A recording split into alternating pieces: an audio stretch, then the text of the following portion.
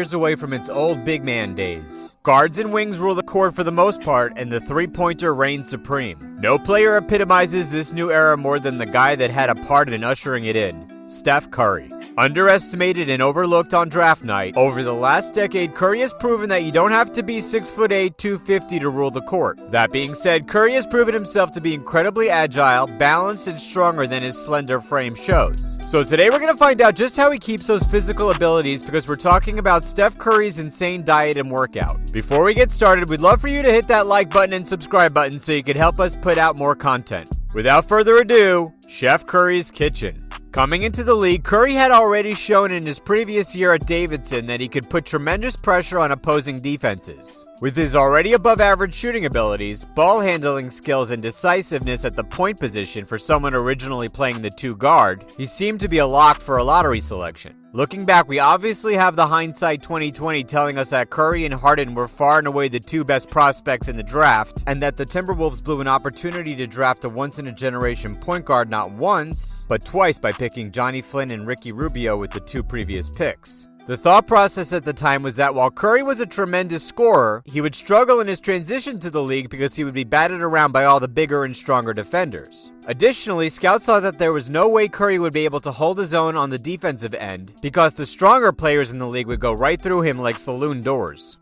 Here are just a few statements from Curry's draft scouting report talking about his weakness. Far below NBA standard in regard to explosiveness and athleticism. At 6'2", he's extremely small for the NBA shooting guard position, and it will likely keep him from being much of a defender at the next level. Not a great finisher around the basket due to his size and physical attributes. Makes some silly mistakes at the point guard position. Needs to add some muscle to his upper body, but appears as though he'll always be skinny. 12 years later, now we have seen that athleticism that can take different forms than just pure strength. While Curry is still not the strongest guy in the league, his stamina, agility, and balance has allowed him not only to be a great shooter, but defy his scouting report and become a great finisher at the rim as well.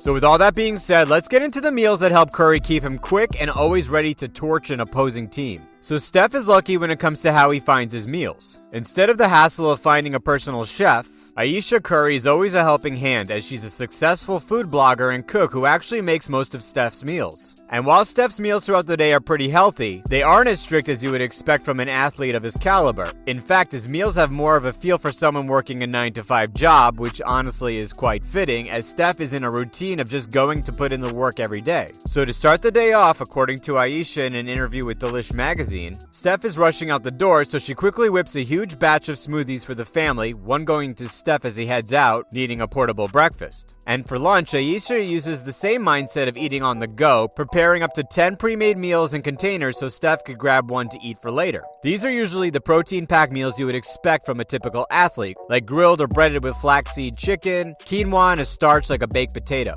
Often, Ayesha also adds a fair amount of turmeric to these meals, an antioxidant that could allow a high-usage player like Steph to recover faster. As far as dinner is concerned, a healthy but elevated fish dinner is a go-to around the Curry house, as one of their favorites is a salmon or a sea bass marinated in apricot marmalade, soy sauce, ginger, or garlic. But while Steph generally eats pretty well throughout the day, he does have one pregame ritual that most athletes would steer clear from, a big bowl of pasta, often with brown sugar in it. Most athletes would stay away from a huge bowl of carbs, especially right before a game, but the meal has become a routine for Curry, and it clearly doesn't seem to weigh him down at all. In fact, being the high-usage player that he is, constantly having to run around countless screens just to get open, it most likely is just the energy he needs.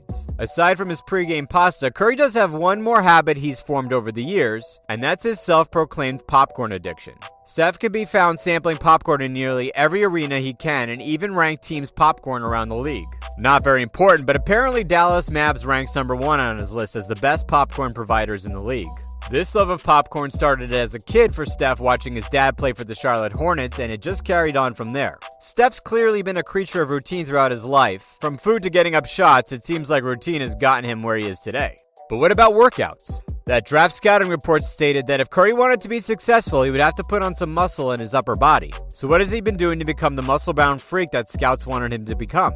Well, with the very long offseason coming into this year, Curry's trainer, Brandon Payne, organized a workout regimen that switched things up a bit. Curry has already proven himself to be so excellent at his spot-up shooting, ball handling, and working off ball screens that Payne decided to throw the constant repetition that has earned him those skills out the window. Instead, they would begin working on things they haven't done before. Payne said that the toughest part about that was that he had to tell the best shooter that ever lived that he wasn't good enough. So with that mindset of improving all the things that he and Curry had never necessarily put a focus on, they got to work. But because Curry is coming off a season-ending injury, they needed to focus heavily on regaining fluidity in his joints and refocus on his posture and balance. The worst thing that could happen would be to start fresh for a whole new year and end up setting yourself back another. So with that in mind, Payne and Curry went over every little detail, starting with activating his diaphragm to improve his breathing techniques, opening the door for everything else. For this, Curry would set his feet on the wall at 90 degrees with a Pilates ball or roller between his knees. From there, he would lift his hips and one arm over his head with the sand bell resting on his chest, all while focusing on strong breaths. From there, they do lower body floss activation using the bands to stretch and full range of motion out of his joints, making it safer to change direction and produce more force.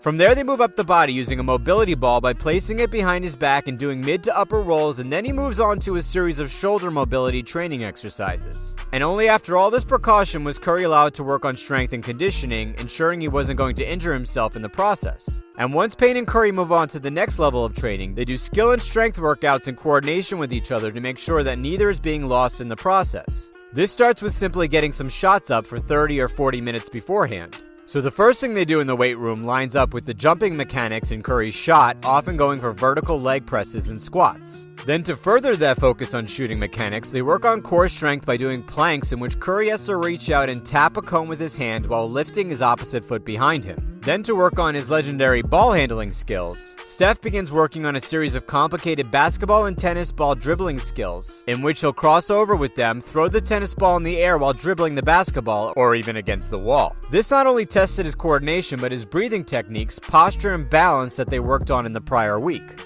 On to the next week of training, they began to ramp up the cardio workouts, increasing the amount of time they put in the gym and moving from mostly stationary shots to something moving off the ball and off the dribble shots. But he's such a prolific shooter, and in order to improve his cardio while doing this, Curry will do a shooting drill while fighting the clock, forcing to make a certain amount of shots all over the court before time runs out, taking him away from that repetition we talked about earlier and putting focus on adaptability.